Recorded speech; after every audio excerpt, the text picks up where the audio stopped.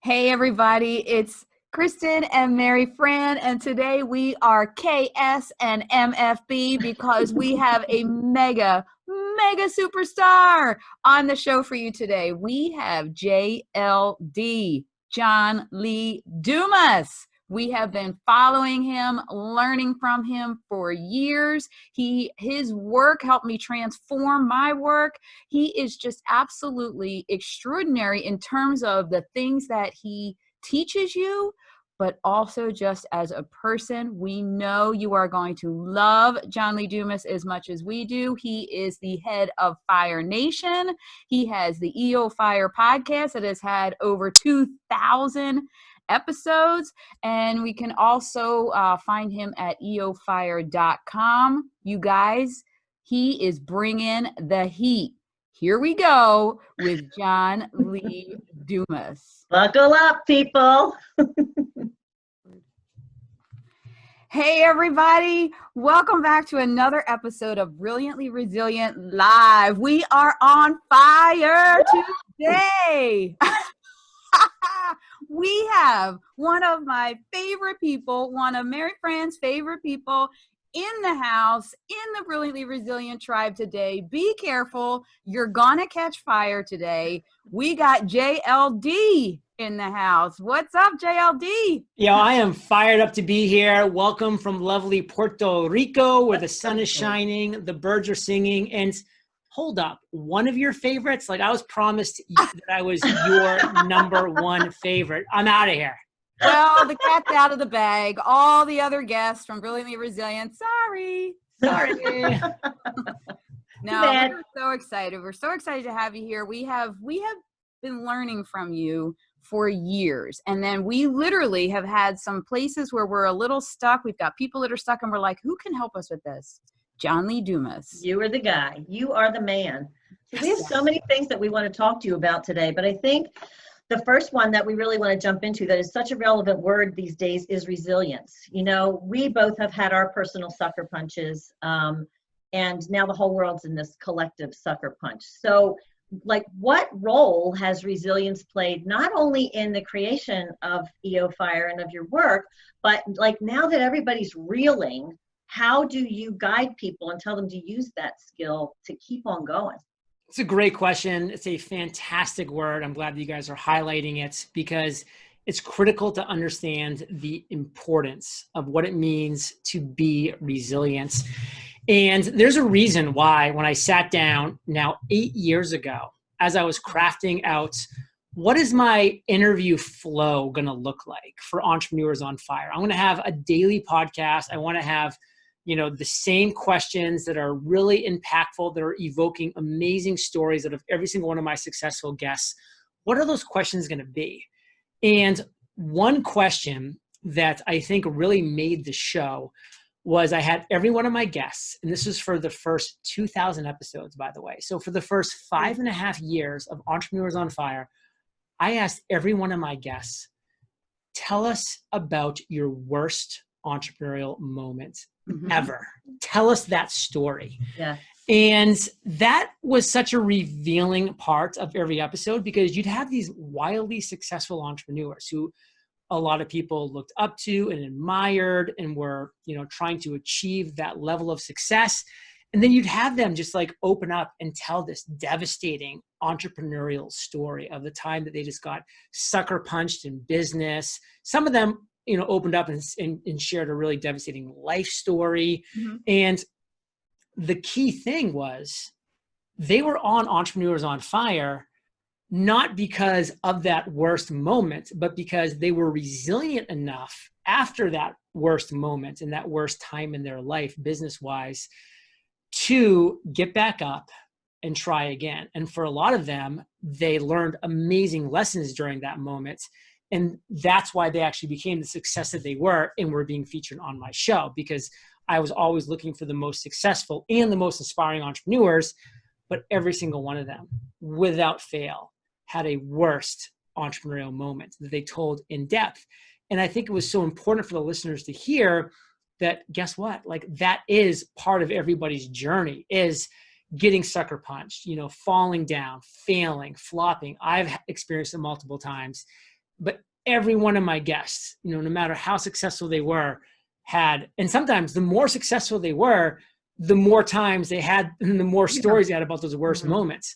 But it always came back to them being resilient, getting up again and swinging that bat, and eventually connecting and hitting that, single, double, home run, or sometimes grand slam on that very next swing.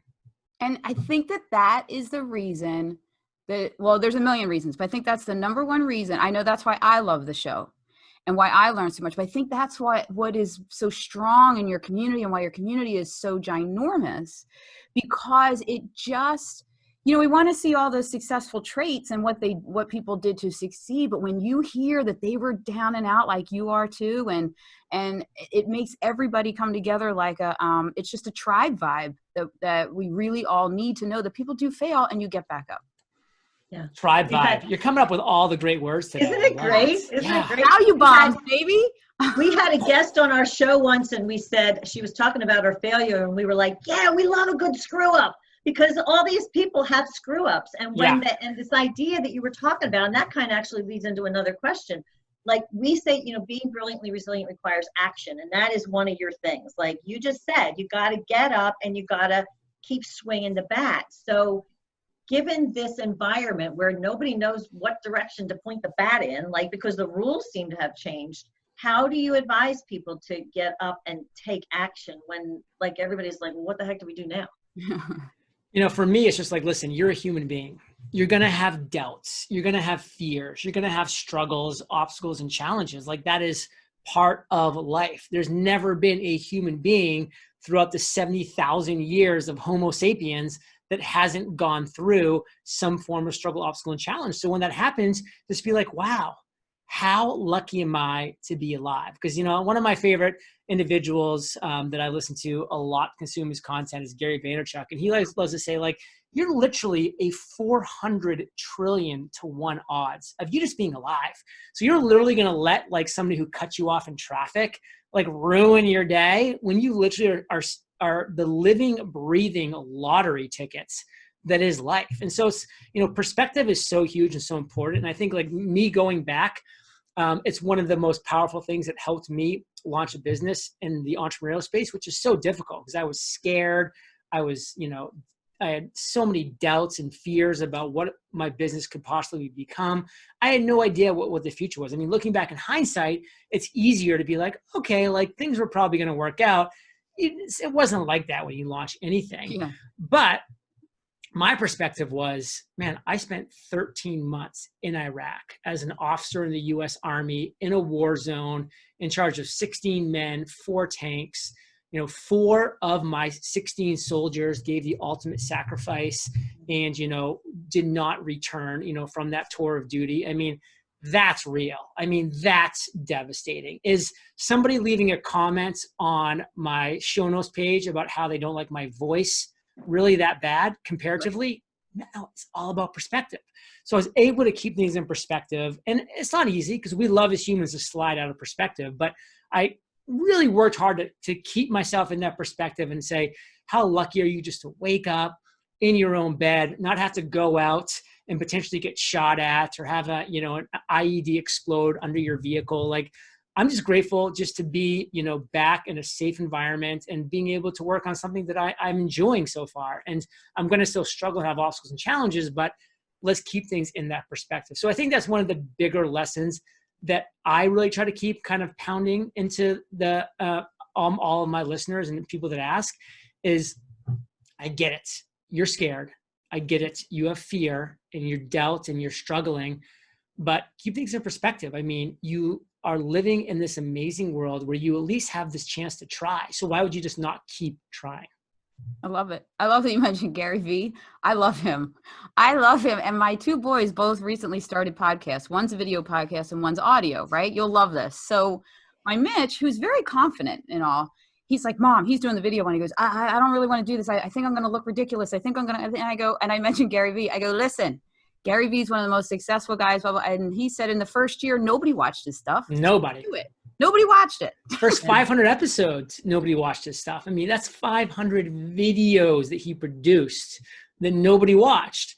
So that was a great analogy. Yeah. Yeah, Yeah. that Too person. funny. So when you were just talking about gratitude, and this was like another thing that Kristen and I, one of the reasons that we started this whole thing was we just really wanted to help people. We didn't want anybody to feel the way we felt when we had experienced our sucker punches. And with all this knowledge and whatever that we've amassed, that was important to us, like a value.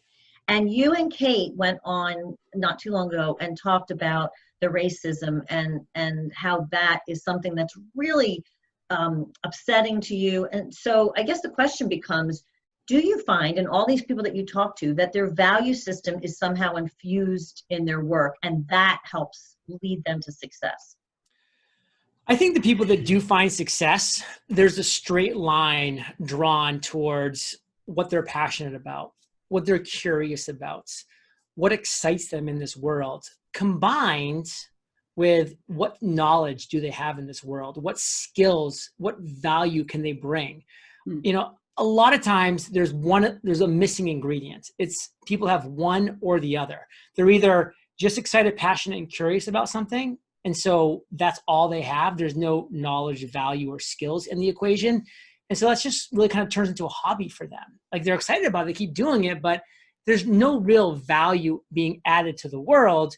That's not going to turn into a business. Or the flip side, if you just have knowledge and skills and value to add to the world, but you're not passionate about it, you're not going to be able to keep at it long enough to win. So there has to be that combination of those ingredients into what I call the zone of fire, where you're finding that commingling of the passions with the skills, the curiosity with the value. Like that has to be part of your ingredients to really make sure that as you're going forward, that you have that through line coming back.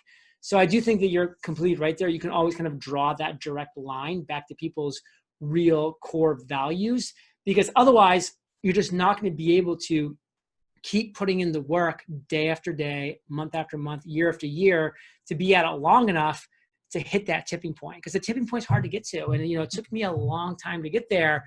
And, you know, I was one of the lucky ones for a lot of reasons that, you know, we don't have to get into now, but like the grind is real. Yeah. Yeah. So that leads me right to the one word that I want you to drive home to our folks here, our tribe, about that one big skill of focus. I was hoping you were going to say that word because, man, it's everything. Because listen, so many people try to be everything to everybody, or so many people try to do everything in their business and they get overwhelmed and they're stressed and they're doing everything at a very mediocre level because you can only do so much. You only have so much time, energy, bandwidth, and you can only become so good at something doing it a small fraction of your time. But the winners in this world, in entrepreneurship and business, and most of the time in life, are people that are just saying, you know what, I'm going to become best in show at this one thing. I'm going to become the best at this one thing that I am passionate about, that I can add value in. And if I can't become best in this one thing here, I'm going to niche down and niche down again until it hurts, to where I can look around and say, A, I can destroy the competition because they're pretty weak here, or I'm the only competition. Because I look back and from the exact day that I launched my podcast, on launch day, I could look around and say, you know what? I am the best daily podcast interviewing entrepreneurs. I am the worst daily podcast interviewing entrepreneurs because I'm the only daily podcast interviewing entrepreneurs. So I niched down until it hurts and I became the only show in town. Like think back to the 1960s where there was that one movie theater on Main Street. They could be horrible, but they got all the business because there was no place for anybody else to go. Yep. That was me for a while because I was not good at podcasting. I was not a good interviewer, but I was the only show in town for that daily podcast interviewing entrepreneurs. And so when you focus, when you follow one course until success, you are going to be able to become best in show. And then guess what? Once you get that initial traction, you're going to be able to broaden out and do other things. Like I didn't just stay as the daily podcast host interviewing entrepreneurs. I've since launched 4 journals, multiple courses, done tons of joint venture launches. I'm writing my first traditionally published book right now. Heard. I've done so many things, and I've shifted the show to where now it's 3 days per week. It's not even a daily show anymore. So I don't even have that kind of same hook that got me to where, I was. I did it for 2,000 days in a row. So I didn't just like do a daily show for a week. I did it for 5.5 years before I shifted. Crazy. Yeah, that's wild. Yeah. And totally. It's all about focus, following one course until success. I love that word. And I gotta translate what you just said to our tribe in one quick way that you actually told me a few years ago about focus. And I had to niche down and keep talking to the moms of blind kids, because that was my thing. You told me. Guess what? Mm-hmm. Yesterday, I just came off of hosting a global summit, 10 countries. People jam-packed in that Zoom room, specialists from all over the world, because I became the #1 person to talk to about raising blind kids with a smile on your face. So that is such an amazing story, because I'm not saying you said this, but a lot of people, when I have conversations about this, will be like, but man, if I'm just serving that one core, like I'll never have a big enough audience to like ever make. And I'm just like, that's the exact wrong attitude, because we live in this world where there's 7+ billion people in this world. And if you're trying to resonate with all those people, you're going to resonate with nobody. But there's plenty of people in every niche. And you're just a perfect living, breathing example of that, where you laser focused on becoming the best. And now you became the only obvious choice for this, 10,000 massive, global. So, I mean, my hat's off to you. Well, thanks for the advice, because I was the one saying it's too small of a niche. And you're like, of course. No, it isn't. No, and the proof comes from the guy who knows. So we got to thank you for taking time out of your super, super, super busy schedule. We are so delighted to have had you join us. You hit so many things for us that were so important for our people, between the focus and the skills and the action and the values and all that stuff. So thank you for taking the time, JLD. We just love you. We love Fire Nation. And we're so grateful for everything we've learned from you. It was a blast, ladies. Thank you so much for having me. And of course, prepare to ignite. Hey, everybody. Was that amazing or what? I mean, oh my God. John Lee Dumas. It was JLD. Fresh from Puerto Rico, where he lives. And I mean, he was everything that we thought he was going to be. He's kind. He's so smart. He's so willing to share his values and his work. And he hit on so many of the points that are important to us here at Brilliantly Resilient. He talked about taking action. He talked about resilience and what part that especially plays now, about how you have to keep getting up and swinging the bat. I mean, he talked about focus, which is a big one for us. Oh, he talked about challenge. Yeah, it is our biggest challenge. Squirrel. That's how we focus. And what else did he talk about? Oh my gosh, he talked about his transferable skill set. He talked about perception and perspective. Just so many things that validate everything that we talked about. All the elements of being brilliantly resilient. And here, so I just think he's one of the greatest people on the planet. He serves his audience so well with extraordinary content. But here's one of the reasons I love him so much. He came on to be of service for every single second that he had to be with us. And never did he, I mean, we mentioned, I think, his products. I think it came up in conversation, but he didn't even say, oh, you can go get them here. He wasn't on to talk about all, he was just talking in stuff that he could be of service and that we could learn from today. So we want to make sure, though, that you know where to go and get all of his. I mean, he's got the Freedom Journal, the Mastery Journal, the Podcast Journal. Yeah. Like, you want to go and get his stuff. This is the guy you want to learn from. If you're doing this kind of stuff, this is the guy that you want to learn from. And again, it's very genuine. He operates from a system of values, just like we talk about all the time. So it's Fire Nation. That's what he calls his tribe, is Fire Nation. It's EOFire.com, and you can find all about John Lee Dumas and Entrepreneurial on Fire and all the amazing stuff that he has to offer. And we just want to send out a big, huge thank you to him, because he did not have to take time out of his extraordinarily busy schedule with all the heavy hitters that he knows and sees and interviews to talk to us, and he did. So we're very grateful for that. Cool He was guy. in the house with MFB and KS. It was a good time. Go It find and was. go subscribe to the podcast, EOFire, wherever you listen to podcasts. I'm telling you, it is worth every single second that you listen. It's always value bombs. And All even right. if you're not an entrepreneur, I mean, this is life value bombs too. So just go and listen. Some really interesting stuff there. Good stuff. All right. Thanks, JLD. And thanks, everybody, for tuning in to another episode of Brilliantly Resilient Live. If you are still having issues with resetting and starting your rise, because we are still, we take a step forward and then the world is taking us a step back, go on brilliantlyresilient.net/freebies. And we have a free download for you that I think can really help you start on your journey. So till next time, which will be tomorrow. Tomorrow.